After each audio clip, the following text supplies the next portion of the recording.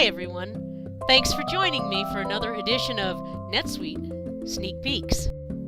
My name is Kim Holman. Today we're going to talk about changes to the personal preference options.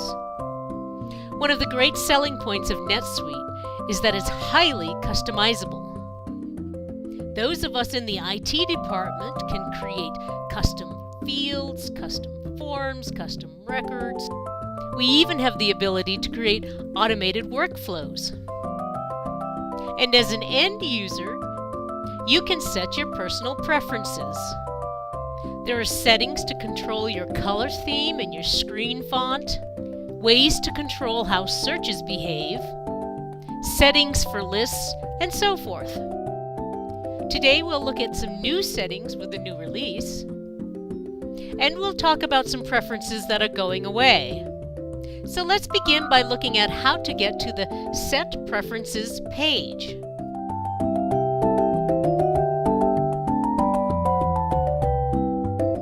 Getting to the Set Preferences page is really very easy. First we go to the Home Dashboard icon, and then we select Set Preferences from the list. And here's the Set Preferences page. To get started, let's talk briefly about tabs. They don't really have that tab-like appearance anymore, do they? So to know which tab you're on, just look for the upward pointing arrow. I'd like to point out the Expand Tabs feature. Now this isn't new to NetSuite, but it can be useful. This is the Expand Tabs icon. Watch what happens when I click it. The tabs are now sections on the page. These sections can be collapsed or expanded, and the options to expand all or collapse all are progressively disclosed, as is the icon that will turn my sections back into tabs.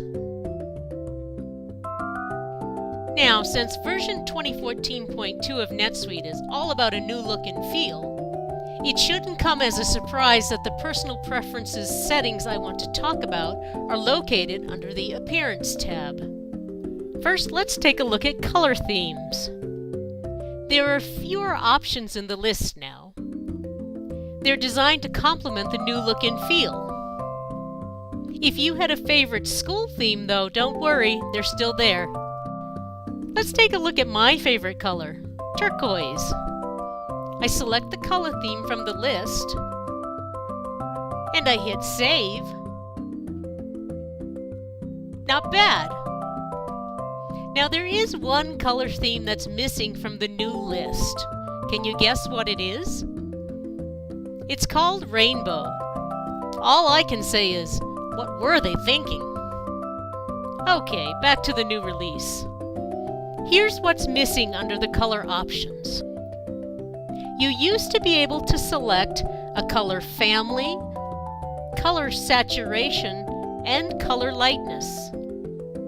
These options have been removed, probably because nobody really knew what to do with them anyway. Here's one more big change. You used to be able to select a zoom setting to make objects on the screen larger, or in some cases smaller. This is no longer an option.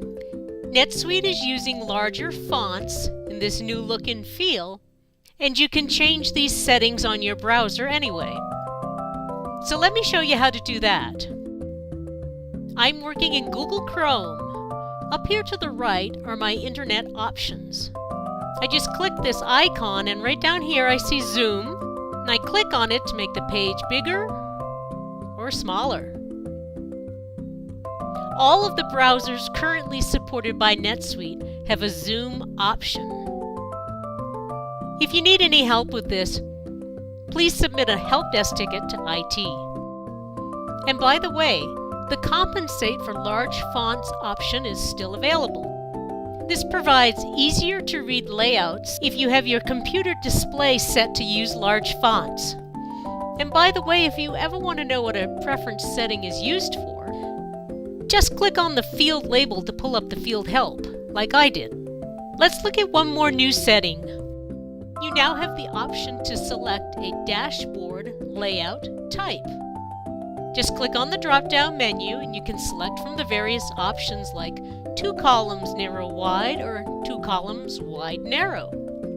So that's what you need to know about preference settings in the new release. Next time we're going to wrap up this video training series. Thanks for hanging in there. Just one more to go.